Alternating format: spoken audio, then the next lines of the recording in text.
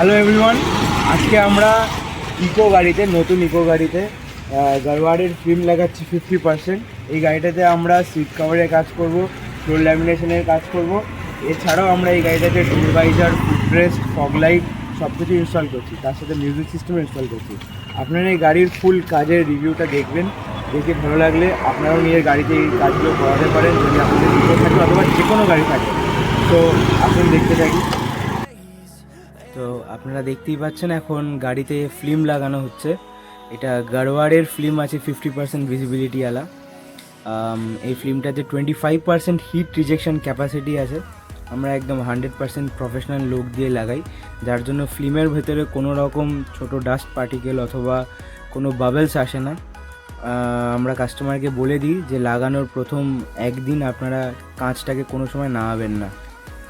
এরপরে আমরা seat cover fitting করতে চলেছি, তাই সিটগুলোকে প্রথমেই খুলে নেওয়া হচ্ছে। যেরকম আগেই বলেছি যে এই গাড়িতে হর্ন ফিট করা হচ্ছে। একটা সিঙ্গেল হর্ন ছিল, তাই জন্য এটার মধ্যে আরেকটা এক্সট্রা হর্ন লাগানো হচ্ছে উইথ প্রপার রিলে। সো ট্রান্সফরমেশনের পরে সিটটা কেমন লাগবেন এই ভিডিওতে আপনারাই দেখতে পাবেন। তো সিট কভারটা দেখে নিই আসুন।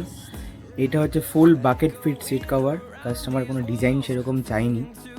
এই সিট কভারটা আপনারা লাগালে আপনাদের গাড়িতে মিনিমাম এই সিট কভারটা অলমোস্ট 8 থেকে 9 বছর লাস্টিং করবে রাফ ইউজ করার পরেও।